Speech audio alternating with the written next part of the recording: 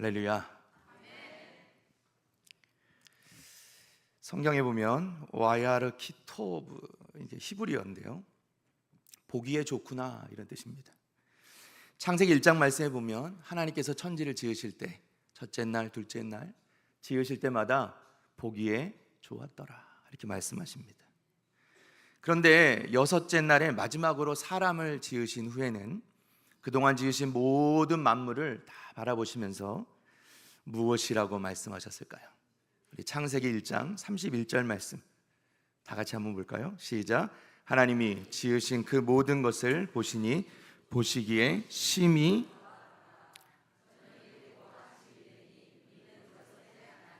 아멘. 뭐라고 말씀하시냐면 보시기에 심히 좋았더라. 우리말로는 조금은 심심하게 번역이 되어 있는 것 같습니다.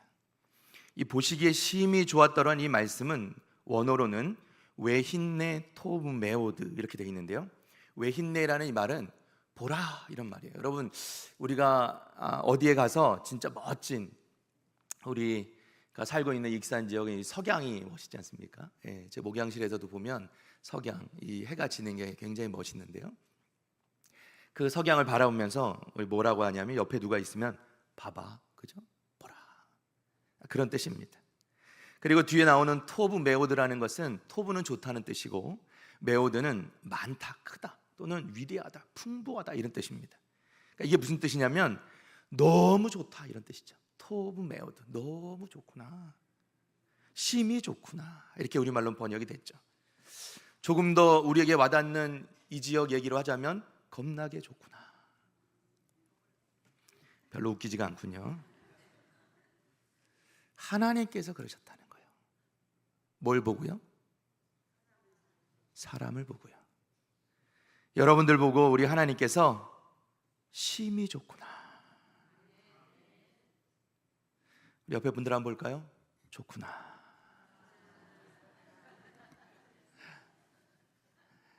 제 마음입니다. 좋구나. 사랑하는 성도 여러분, 하나님께서 우리를 보실 때 항상 심히 좋구나 이렇게 감탄하시는 은혜가 있기를 주님의 이름으로 축원합니다. 할렐루야. 이 많은 분들이 좋아하는 시 중에 김춘수 시인의 꽃이라는 시가 있습니다. 내가 그의 이름을 불러주기 전에는 그는 다만 하나의 몸짓에 지나지 않았다. 내가 그의 이름을 불러주었을 때 그는 나에게로 와서 꽃이 되었다. 참 멋진 시죠. 누군가 불러줄 때 비로소 의미가 있다는 거예요, 그죠? 이름을 지어주고 불러줄 때 의미가 있다. 그런데 여러분, 우리가 성경을 보면요, 이것보다 훨씬 아름다운 부르심이 나옵니다. 하나님께서 우리를 부르신 것이죠. 첫째로 성경은 하나님께서 우리를 부르셨다고 말씀합니다. 우리 오늘 본문 로마서 8장 30절 말씀을 좀 보겠습니다. 오늘 말씀 본문은요, 거꾸로 한 절씩 읽어 나갈 겁니다. 우리 다 같이 한 목소리 읽겠습니다. 30절 시작. 또 미리 정하신 그들을 또한 부르시고 부르신 그들을 또한 의롭다 하시고 의롭다 하신 그들을 또한 영화롭게 하셨느니라. 아멘. 자, 성경은 우리가 먼저 하나님께 나아온 것이 아니라 하나님께서 먼저 우리를 부르셨다라고 말씀합니다.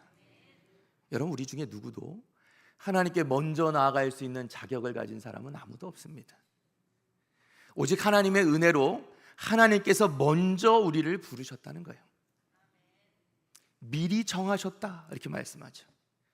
예레미야서 1장 5절에도 이렇게 말씀합니다. 내가 너를 모태에 짓기 전에 너를 알았고 네가 배에서 나오기 전에 너를 성별하였고 너를 여러 나라의 선지자로 세웠노라 하시기로. 아멘.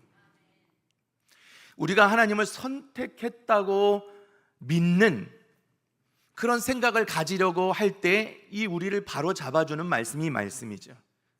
우리가 하나님을 선택했어, 내가 하나님을 믿은 거야 라고 우리가 말하기 전에 이 말씀을 보면 우리는 이 말씀 앞에 엎드러지지 않을 수가 없는 것이죠. 여러분, 사실 우리가 하나님을 믿었다고, 내가 하나님을 선택했다고 생각하는 순간 우리의 믿음이 흔들립니다. 왜 그렇죠? 우리는 어떤 존재입니까? 우리는요, 인간 아닙니까?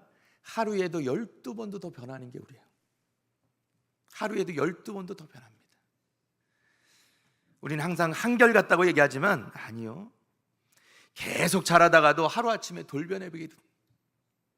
그래서 항상 나는 괜찮아, 나는 멀쩡해, 나는 깨끗해 라고 말할 수 없는 게 우리 인간이죠. 그런 우리 인간의 기준을 두고 내가 선택했어, 내가 믿었어 라고 말하는 순간 우리 믿음 자체가 흔들려 버리는 거예요.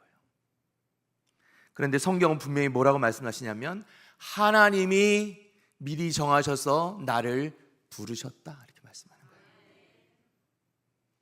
변하지 않으시고 신실하신 하나님께서 저와 여러분을 부르시고 이제까지 인도하고 계시는 줄로 믿습니다. 자, 디모데후서 1장 9절 말씀입니다.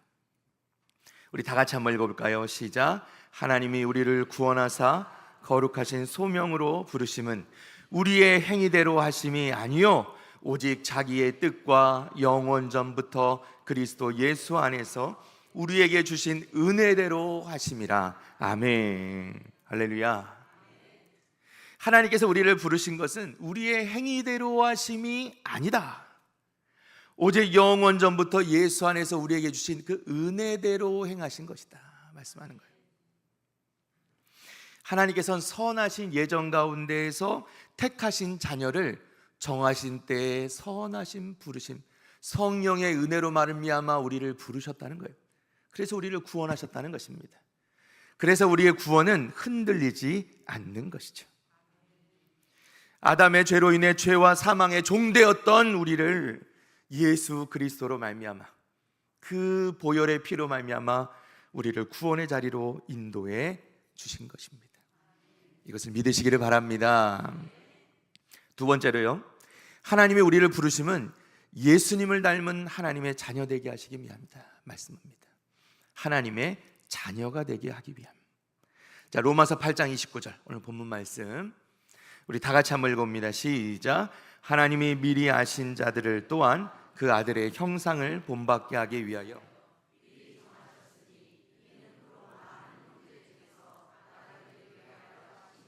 아멘. 할렐루야. 하나님께서 우리를 부르신 것은 우리로 하여금 하나님의 자녀가 되게 하려 하십니다. 특별히 여기 굉장히 제가 말씀 묵상하면서 은혜로운 말씀이 있는데요, 예수님을 통하여서 그로 많은 형제 중에서 맏아들이 되게 하려 하심이라 이렇게 말씀합니다.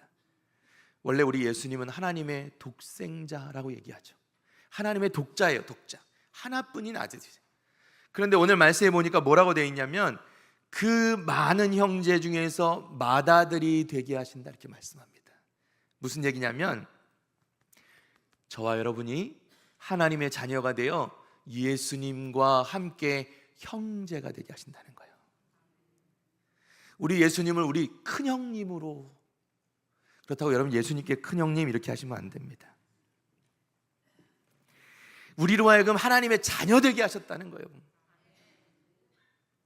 자격 없는 죄인 된 우리를 하나님의 자녀 삼아 주셨다. 이게 얼마나 놀라운 은혜인지 모릅니다. 또한 뿐만 아니라 예수님을 맏아들 삼으시면서 그 맏아들 되신 예수님의 형상을 우리로 하여금 본받게 하셨다 이렇게 말씀하는 겁니다. 자, 요한복음 1장 12절과 13절 말씀입니다.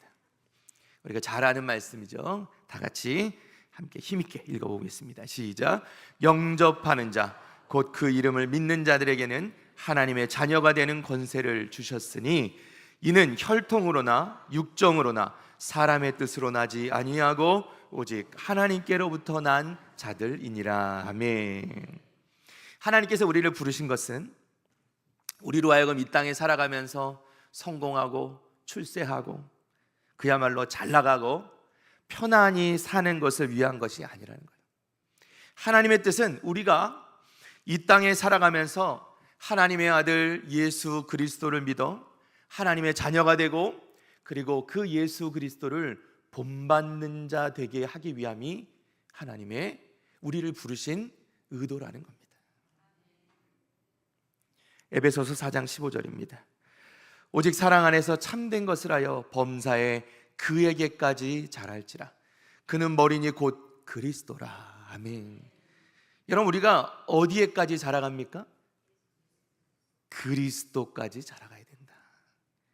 예수 그리스도에게까지 자라가야 한다는 겁니다.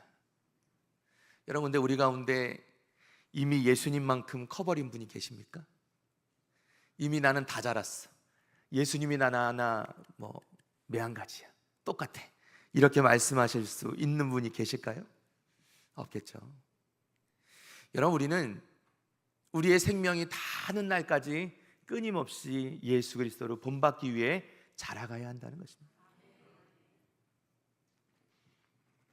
신앙의 연수는 들어가는데 성장하지 않으면 어떡하죠? 문제가 되겠죠. 어떤 분들은 신앙생활한 지 오래됐는데 여전히 구원에 확신이 없다는 거예요. 쩔쩔맵니다. 여러분, 이쯤 되면, 우리가 신앙의 연수가 차가면 구원의 문제는 넘어서야죠. 우리가 하나님께서 우리를 부르실 때 우리에게 천국 소망을 주시고 또 우리를 그 약속의 땅으로 부르시기 위해서 우리를 부르셨지만, 그것이 우리 인생의 날마다 목적이 돼서는 안 된다는 거예요. 이미 하나님께서 우리를 부르실 때 우리는 구원받았고, 그러니 이제는 우리가 살아가는 목적은 무엇이 되어야 되냐면 그리스도의 형상을 닮아가고 그리스도에게까지 자라가야 한다는 겁니다.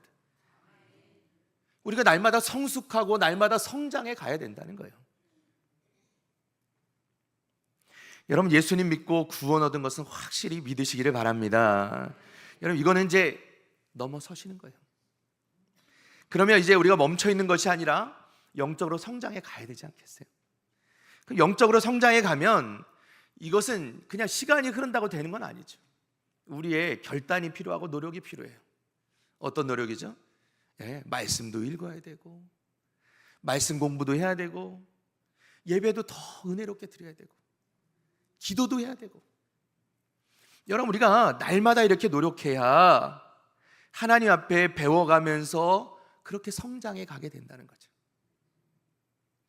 여러분, 게을러서는 절대로 영적인 성장이 우리 가운데 있을 수가 없습니다. 유명한 소설 중에 큰바위 얼굴이라는 소설이 있죠. 이 주인공 소녀는 이 마을의 어귀에 있는 그 큰 바위 얼굴, 강하고 친절하고 아름답게 보이는 그 큰 바위 얼굴을 날마다 바라보면서, 이 마을에는 이 큰 바위 얼굴을 한 사람이 이 마을을 찾아오게 될 것이다 라는 전설이 있었어요. 그래서 그 큰 바위 얼굴을 한 사람을 만나보기를 간절히 바라면서 이 소년이 그렇게 성장합니다. 그런데 어느 날부턴가 이 동네 사람들이 이 소년의 얼굴을 바라보면서 뭐라고 얘기하기 시작하냐면, 이 소년의 얼굴이 그 큰 바위 얼굴을 닮아간다, 이렇게 얘기를 했다는 거예요. 그러니까 여러분, 이 소년은요, 이 큰 바위 얼굴처럼 돼야 되겠다라고 생각하고 날마다 그 큰 바위 얼굴을 바라보니까 어느새 자기의 얼굴도 그 큰 바위 얼굴처럼 되고 있더라는 거죠. 무슨 말씀이냐? 여러분, 우리가 무엇을 바라보느냐가 중요합니다. 어떤 것을 모델로 하느냐가 중요해요. 우리가 예수 그리스도를 모델 삼아 날마다 예수님을 바라보며 살아가면 우리에게도 예수님의 형상을 조금씩 닮아가는 은혜가 있을 줄로 믿습니다. 그래서 우리가 날마다 말씀도 보고 날마다 묵상하면서 자꾸만 주님의 형상이 어떤 모습인가를 우리가 바라보게 되는 것이죠. 여러분, 그렇게 우리가 주님의 말씀을 보고 주님을 날마다 바라보고 기도하면서 몸부림칠 때 우리는 조금씩 주님을 닮아가고 있는 내 자신의 모습을 발견하게 될 수 있을 줄로 믿습니다. 물론 온전하지는 않을 수 있어요. 그러나 우리가 그렇게 조금씩 주님을 닮아가는 것을 볼 때 우리 하나님께서 그 어떤 것보다도 기뻐하실 줄로 믿습니다. 자, 마지막 세 번째로, 하나님의 부르심에는 우리 각자를 부르시는 목적이 있다는 것입니다. 하나님의 부르심에는 반드시 목적이 있습니다. 우리 사도 바울의 말씀을 한번 찾아봅니다. 고린도전서 1장 17절입니다. 우리 다 같이 한 목소리 읽어볼까요? 시작. 그리스도께서 나를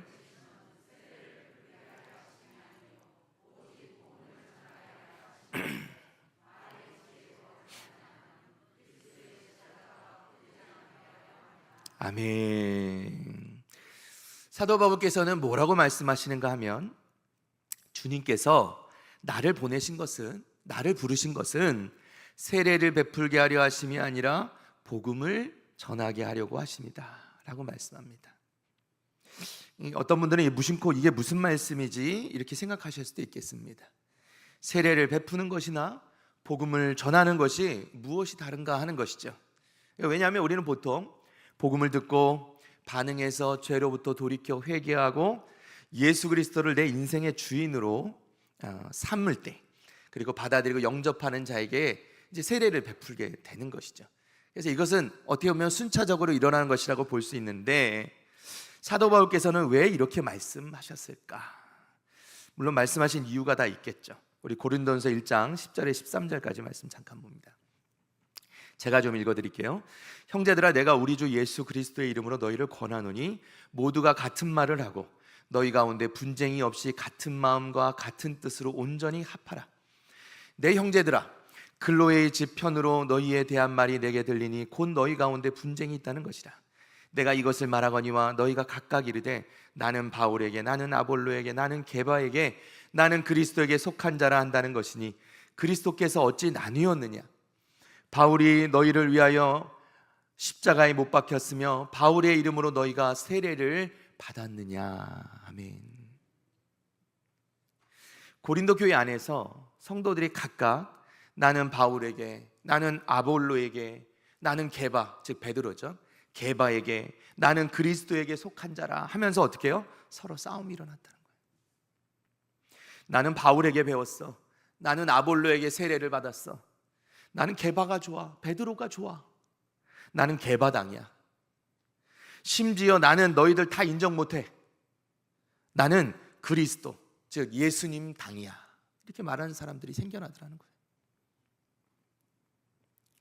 이런 성도들을 향해서 사도 바울은 주님이 나를 보내신 것은 그저 형식적인 세례를 베풀고 너희가 이렇게 나눠져서 분쟁하는 것을 위함이 아니다. 주님께서 나를 보내신 것은 그 너희들을 가르친 그 사도들의 말씀을 너희에게 전한 것은 누가 더 나으냐를 구분지으려는 것이 아니다. 오직 예수 그리스도의 복음, 그리스도의 십자가를 전하라고 하신 것이다. 그것이 하나님께서 나를 부르신 뜻이다. 기독교 유명한 저자인 오스왈드 챔버스는 주님은 나의 최고봉이라는 책에서 다음과 같이 말씀합니다. 바울의 삶의 유일한 열망은 하나님의 복음을 선포하는 것이었습니다. 이 같은 한 가지 이유로 마음의 고통과 환난도 그는 마다하지 않았습니다. 왜냐하면 이러한 것들로 인해서 오히려 하나님의 복음을 위해 그가 흔들림 없이 계속 헌신할 수 있었기 때문입니다. 여러분, 바울 사도는 주님께서 자신을 부르신 목적을, 하나님께서 자신을 부르신 목적을 분명히 알고 있었다는 거예요. 그래서 그가 당하는 모든 고통과 환난마저도 사도 바울에겐 다 의미가 있는 것이었다는 거예요. 그래서 그것을 거부하지 않았다는 것입니다.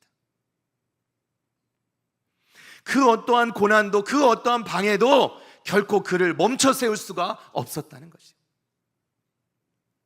오히려 그 고난들이 이 바울 사도로 하여금 하나님께서 그를 부르신 목적대로 더욱 살게 하셨다는 거예요.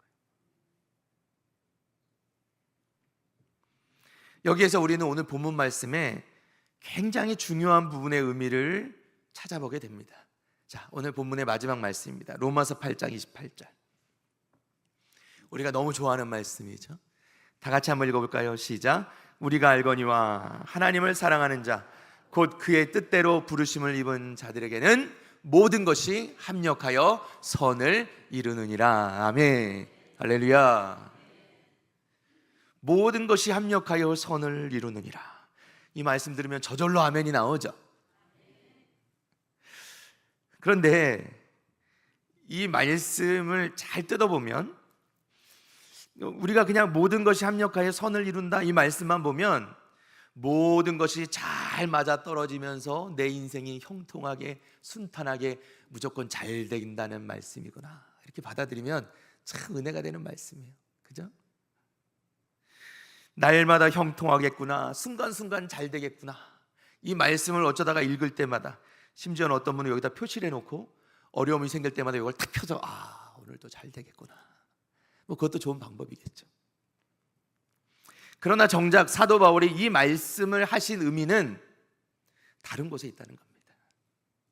자, 이 말씀을 위로 거슬러 올라가 보면 로마서 8장 18절 말씀에 이렇게 되어 있습니다. 함께 읽습니다. 시작. 생각하건대 현재의 고난은 장차 우리에게 나타날 영광과 비교할 수 없도다. 아멘.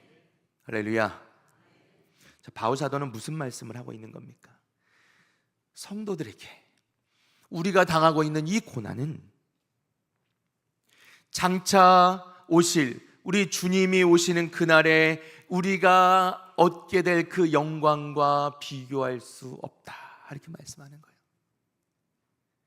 그러니 이 모든 것이 합력하여 선을 이룬다는 건 지금 우리가 당하고 있는 모든 고난이 결국은 선을 이루는 데 쓰임받게 될 것이다. 자, 조금 더 내려와서 로마서 8장 24절과 25절입니다. 함께 읽습니다. 시작. 우리가 소망으로 구원을 얻었음에 보이는 소망이 소망이 아니니 보는 것을 누가 바라리요. 만일 우리가 보지 못하는 것을 바라면 참음으로 기다릴지니라. 아멘. 할렐루야. 여러분, 우리가 무엇을 통하여서 구원을 얻어요? 소망을 통하여서. 여러분, 소망이란 건 뭐라고 설명합니까? 보이는 것이 아니다라고 얘기하는 거예요. 여러분, 소망은 손으로 잡을 수 있는 게 아니에요. 보이는 것이 아닙니다.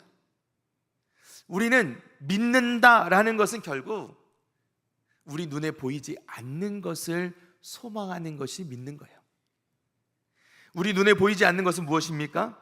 하나님께서 우리에게 약속하신 저 천국, 하나님께서 우리에게 약속하신 그 약속, 우리 눈에 보이진 않지만 우리는 그것을 믿는다는 것입니다. 그리고 우리는 그 믿음으로 구원을 얻었다는 것입니다. 그리고 우리는 지금도 그 소망을 바라보고 나아가는 것입니다.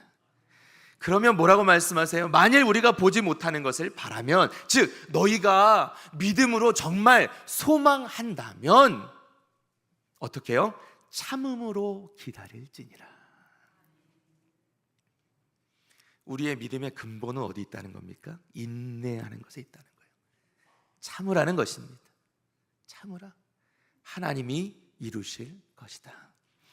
결국은 하나님께서 네 인생 가운데 부딪혀오는 모든 그 사건들 가운데 하나님께서 반드시 가장 좋은 곳으로 이루실 것이다.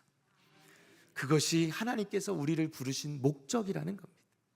하나님께서는 지금도 그것을 이루시기 위해서 일하고 계시다는 것을 여러분 믿으시기를 바랍니다. 우리 로마서 8장 26절 말씀 다 같이 읽어보겠습니다. 시작. 이와 같이 성령도 우리의 연약함을 도우시나니 우리는 마땅히 기도할 바를 알지 못하나 오직 성령이 말할 수 없는 탄식으로 우리를 위하여 친히 간구하시느니라. 아멘. 할렐루야. 우리에게 좋은 소식은 여기 있죠. 우리가 이 고난을 감당하며 소망을 바라보고 참고 견디고 나아가는 이 길 가운데 있을 때 하나님께서 우리를 홀로 버려두지 아니하시고 성령 하나님께서 지금도 우리와 함께하고 계심을 여러분 믿으시기를 바랍니다. 성령께서 우리의 연약함을 도우신다는 거예요. 우리 가운데 내주하시는 성령 하나님께서 심지어는 우리가 마땅히 기도할 바를 알지 못할 그때에도, 우리가 무엇을 기도할까를 알지 못할 그때에도 성령께서는 말할 수 없는 탄식으로 우리를 위하여 간구하고 계신다는 거예요. 우리를 돕고 계신다는 것입니다. 성령 하나님께서 친히 우리를 위해 기도하고 계신다는 것입니다. 사랑하는 성도 여러분, 용기를 잃지 마시기를 바랍니다.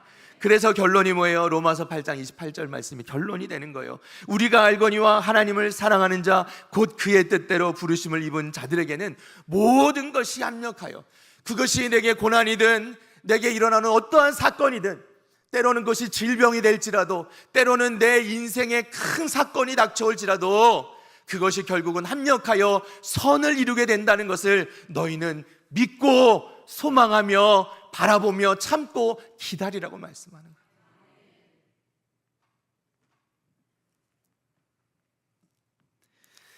결국 성도들에게는 그가 현재 당하는 모든 일들이, 특별히 그 가운데서 사도 바울이 말씀하시는 것처럼 고통과 환난, 그 모든 고난이 결국은 하나님께서 나를 부르신 그 선한 목적을 이루어 가도록 지금도 돕고 있다는 것이죠. 사랑하는 성도 여러분, 어떠한 삶을 살고 계십니까? 여러분 가운데 어떠한 고통이, 어떠한 환난이, 어떠한 고난이 있으십니까? 여러분에게 어떠한 기도 제목이 있느냐가 하는 것입니다. 그러나 어떠한 것이 있든지 간에 여러분이 하나님의 뜻대로 부르심을 입은 사람이라는 것을 믿으신다면 결국 모든 것이 합력하여 선을 이루게 될 것도 믿으시기를 바랍니다. 하나님께서는 지금도 열심으로 여러분을 위해 일하고 계십니다. 또 여러분 가운데 이러한 어려움이 없고 평안한 가운데 계신 분이 계십니까?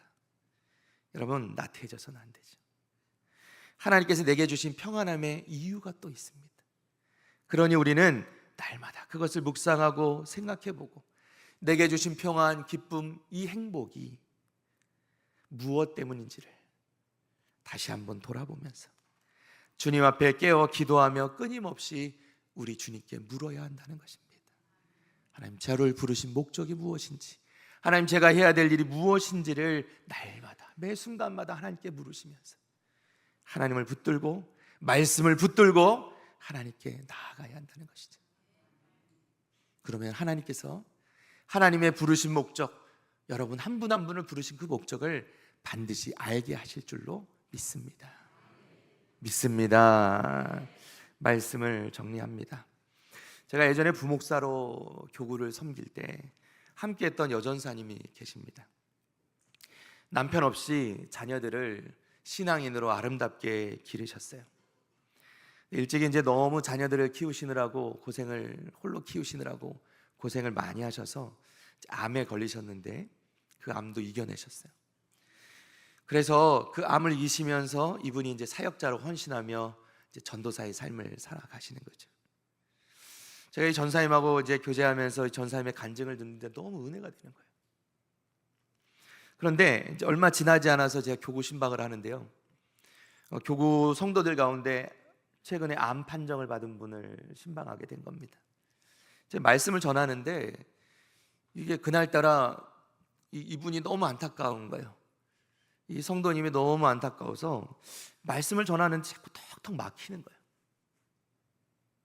무슨 말씀을 해야 될지 모르는 거예요. 그럴 때가 있어요. 그런데 하나님께 지혜를 주시더라고요. 제가 어떻게 했냐면 옆에 계신 여전사님께 우리 전사님, 우리 성도님께, 우리 집사님께 위로의 말씀 좀 해주세요. 전사님이 깜짝 놀라시더라고요. 왜냐하면 이제 보통 이렇게 신방 여전사님들은 이제 목회자와 목사와 같이 가면 보통 목사가 말씀을 전하니까 여전사님이 이제 따라오셔서 기도만 하시고 이렇게 하지 특별히 어떤 이야기를 잘 하지 않죠. 더군다나 목사가 있는데 어떻게 이게 자기 간증을 하겠어요?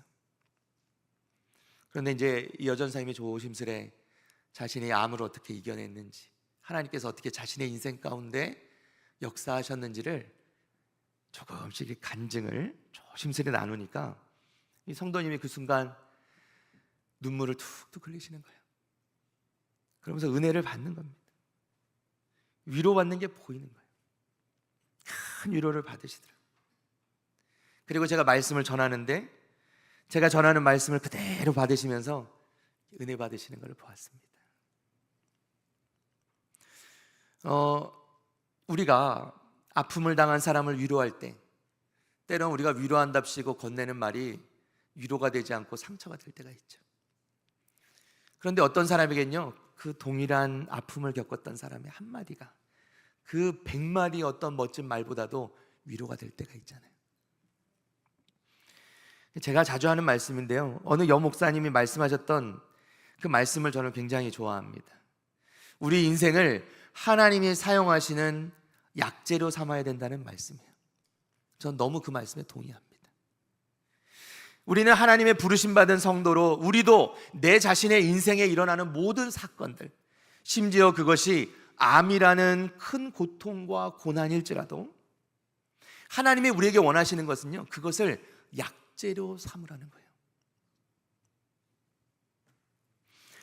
우리에게 닥쳐오는 그 사건과 사고들을 말씀에 부딪혀 그 말씀으로 잘 해석해서 그것을 약으로 만들면, 그 약으로 말미암아 내가 경험했던 그 고통과 고난, 그리고 그것을 잘 말씀으로 해석한 그 약으로 말미암아서 다른 성도들을, 연약한 성도들을 살리는 약으로 삼아야 된다는 겁니다. 여러분, 우리 인생 가운데 부닥쳐오는 그 고통과 고난이 우리 가운데 마치 가시가 되어서 내 인생이 이러니 내 인생도 이래야 돼, 다른 사람을 찌르는 가시가 되는 게 아니라 내 인생에 있었던 그 사건이 하나님의 은혜로 말미암아 이렇게 약이 되었으니 이 약을 먹고 너도 살아나라, 사람을 살리는 약으로 쓰임받을 수 있는 그런 우리 인생이 되어야 될 줄로 믿습니다. 사랑하는 성도 여러분, 우리가 현재 당하는 고난은 장차 우리에게 나타날 영광과 비교할 수 없는 거예요. 우리가 지금 당하는 고난과 고통에 매몰돼 버리면 우리는 앞으로 나아갈 수 없습니다. 오히려 그것을 말씀으로, 기도로 약을 만들어서 사람을 살리고 하나님께서 우리에게 주신 그 소망과 비전을 이루어 나가는데 쓰임받아야 한다는 것입니다. 우리는 소망을 가지고 참고 기다려야 됩니다. 지금도 성령 하나님께서는 바로 여러분을 위하여 말할 수 없는 탄식으로 간구하고 계시고 우리를 위하여 지금도 일하고 계심을 여러분 믿으시기를 바랍니다. 그리고 결국은 이 모든 것이, 우리가 당하는 이 모든 것이 합력하여 선을 이루게 될 것입니다. 모든 것이 하나님의 뜻대로 이루어져 갈 것을 우리는 믿습니다. 믿습니다. 사랑하는 성도 여러분, 하나님께서 우리 부르신 목적이 있어요. 그 목적대로 살아갈 때 우리 인생이 의미가 있는 겁니다. 하나님 우리 부르신 목적을 잃어버리고 던져버리고 내 뜻대로, 내 마음대로, 내 욕심대로 살아가는 인생, 아무 의미가 없는 것이죠. 사랑하는 성도 여러분, 다시 한번 하나님께서 나를 부르신 그 은혜를 기억하며 자격 없는 죄인인 우리를 부르셨던 그 주님의 그 은혜를 기억하며 나를 부르신 목적이 무엇인지를 다시 한번 묵상하면서 주님을 바라보고 다시 한번 우리 인생을 하나님께 쓰임받는 인생으로, 사람을 살리는 귀한 약재료의 인생으로 살아가는, 그렇게 결단하는 우리 성도들 다 되시기를 주님의 이름으로 간절히 축원합니다. 축원합니다. 우리 몸이 불편하지 않으신 분들은 자리에서 일어나시겠습니다.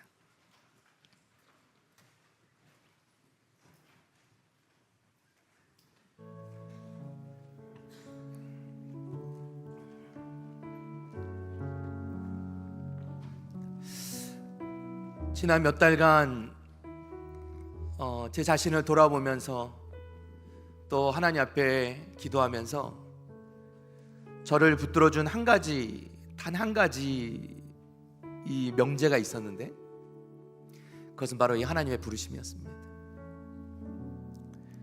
하나님의 부르심이 없으면 우리가 여기 서 있을 수 없는 것이죠. 그것이 저를 붙들고 끝까지 견디게 하시고 그것이 저를 흔들리지 않도록 붙잡아 주었습니다. 사랑하는 성도 여러분, 하나님이 우리를 부르셨습니다. 하나님이 나를 부르셨어요. 이것을 붙들면 우리는 결코 흔들리지 않습니다. 자로나 우로나 치우치지 않습니다. 하나님의 부르심, 나를 부르신 하나님의 그 부르심, 그것을 붙들고 나아가는 우리 성도들 되시길 바라요.